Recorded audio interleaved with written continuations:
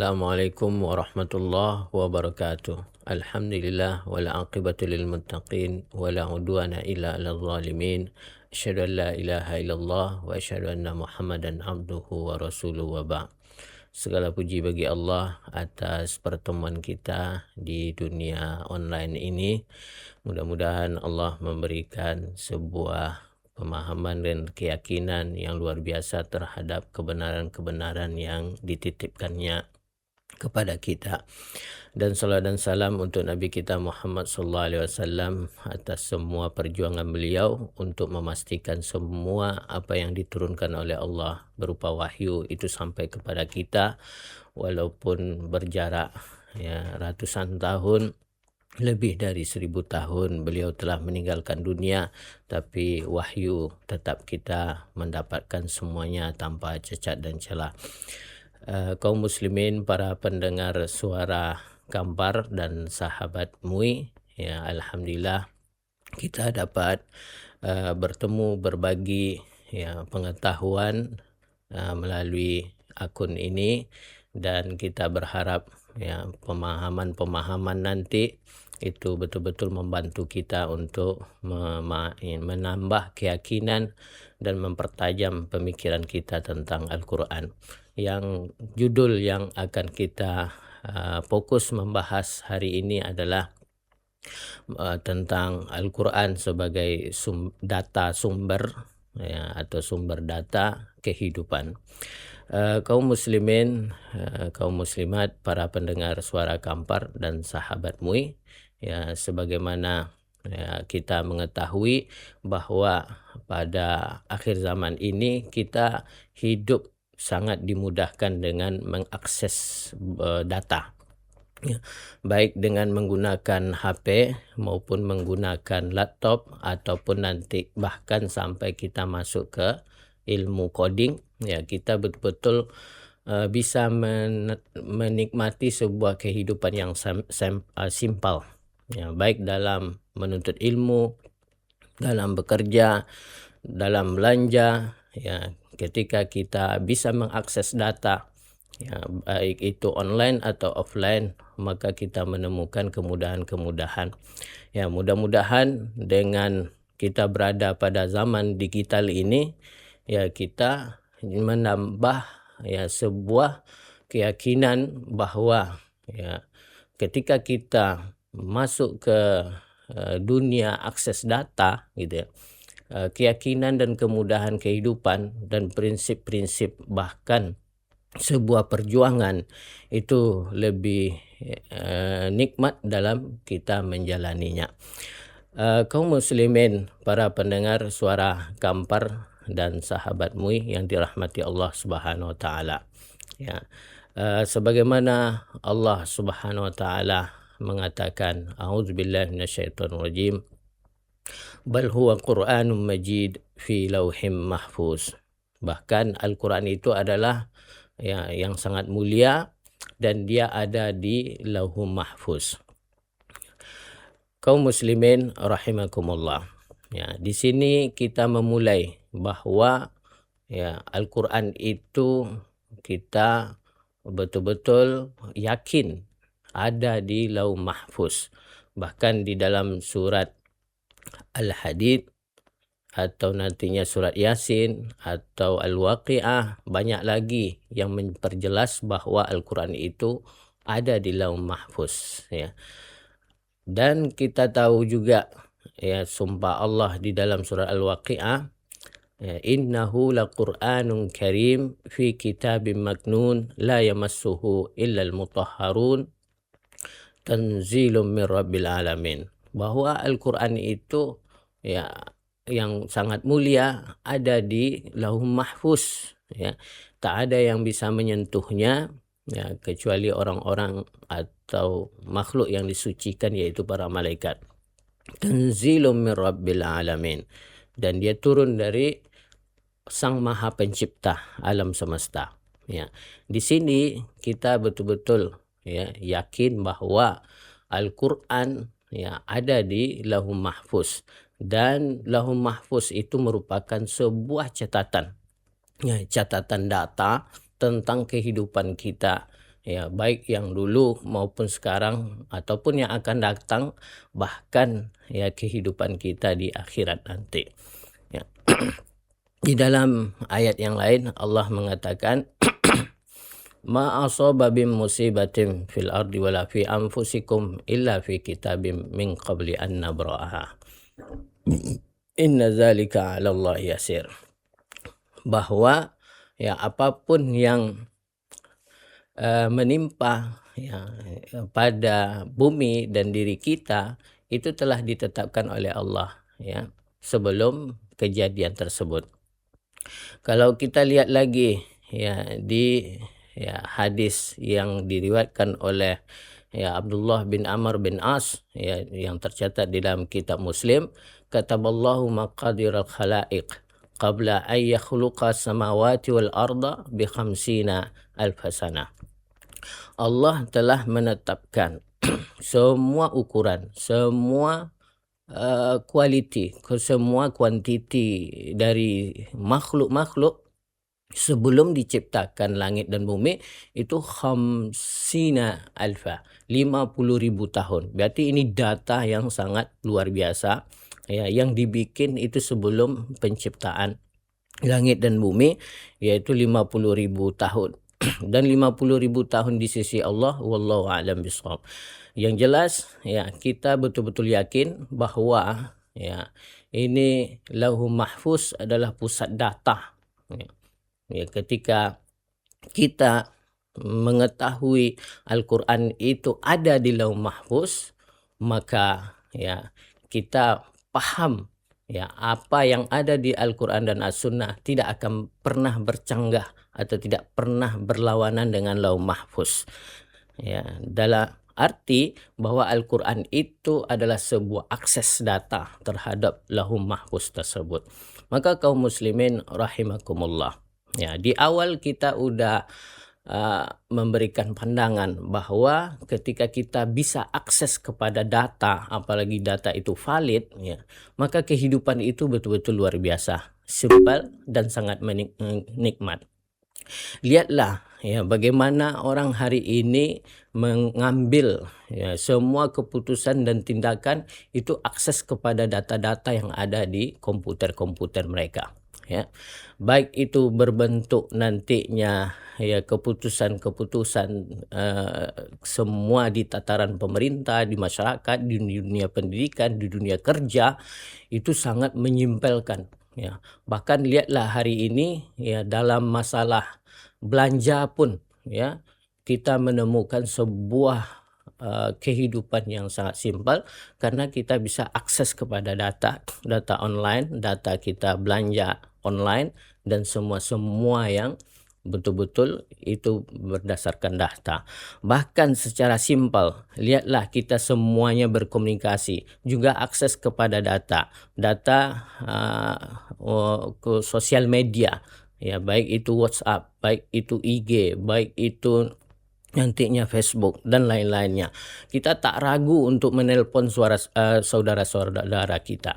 Kita tak ragu memberikan informasi kepada saudara-saudara kita padahal jarak kita dengan saudara kita itu sangat luar biasa. Ya. Dengan hanya akses data di WhatsApp kita bisa chatting, kita bisa online gitu ya. Begitu luar biasanya hidup kita itu tanpa ragu, yakin betul kita menjalani komunikasi kita karena apa? Kita memiliki akses data melalui HP kita. Ya. Tapi ketika data itu tidak valid, ketika data itu bermasalah, ketika data itu ya adalah hoax ya atau dia itu tidak benar, maka disinilah masalah kita akan temukan. Kaum muslimin rahimakumullah. Di sini ya kita akan melihat ya bagaimana fenomena ya dark syndrome, yaitu ya di data online kita ingin tampil betul-betul sempurna padahal banyak yang kita korbankan. Dark syndrome merupakan sebuah penyakit ya jiwa ya persis seperti bebek ya. Bebek itu kalau di air berenang di bawah dia akan bersentuh dengan lumpur-lumpur, ya, bersentuh dengan air-air yang kotor.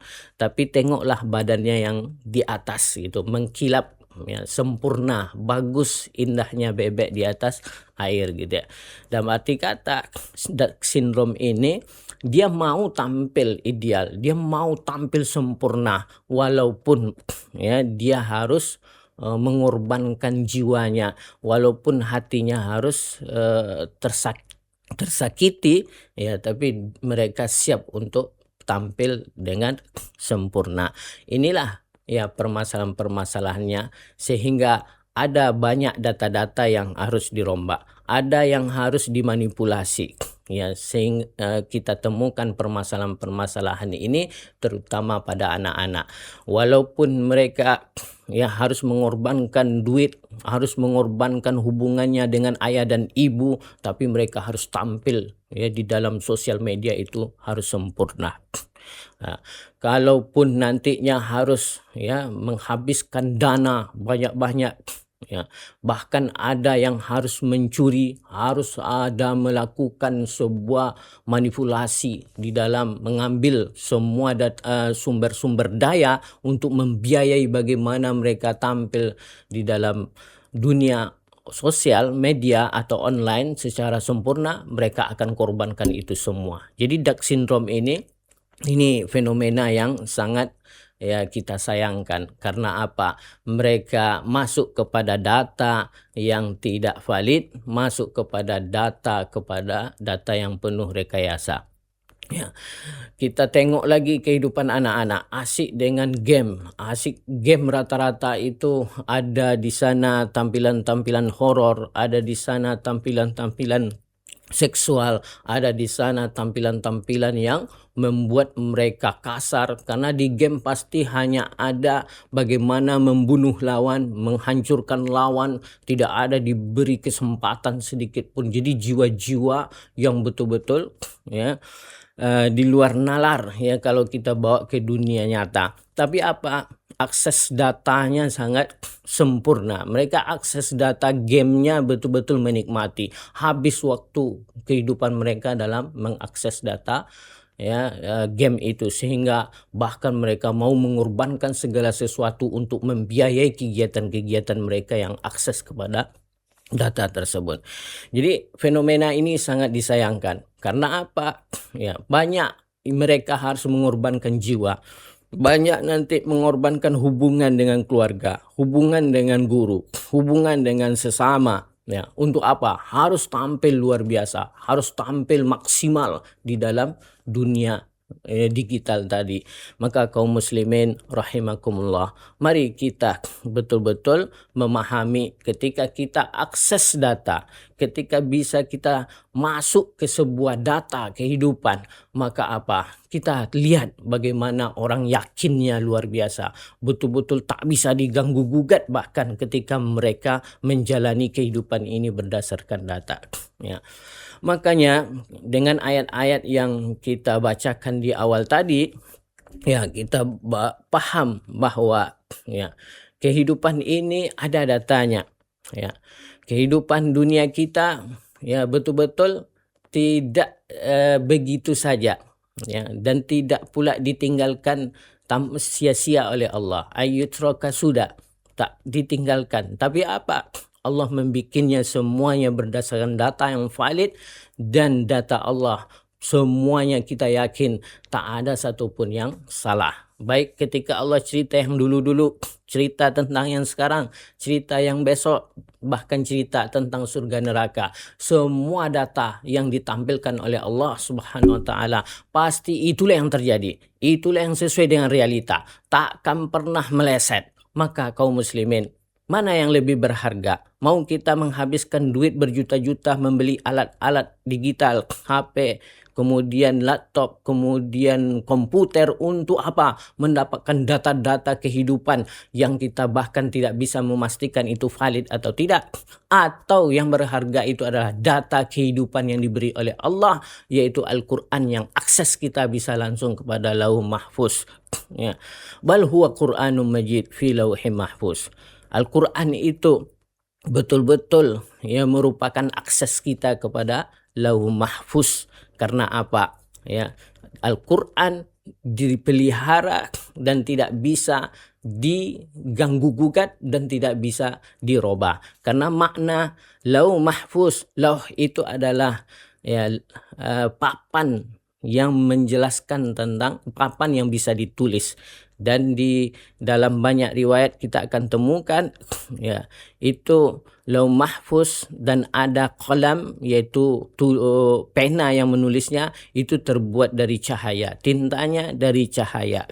Dan lauh mahfuz atau papan tulis ya atau lembaran tipis itu yang ditulis itu terbuat dari intan, permata, mutiara, yakut, tidak sembarangan gitu ya. Ya, maka apakah ini data ini adalah data yang bersifat primitif, lauh mahfuz? Tak mungkin. Karena apa? Ya, pena saja dari cahaya. Bagaimana sebuah teknologi cahaya atau light teknologi? Teknologi cahaya, bagaimana catatannya?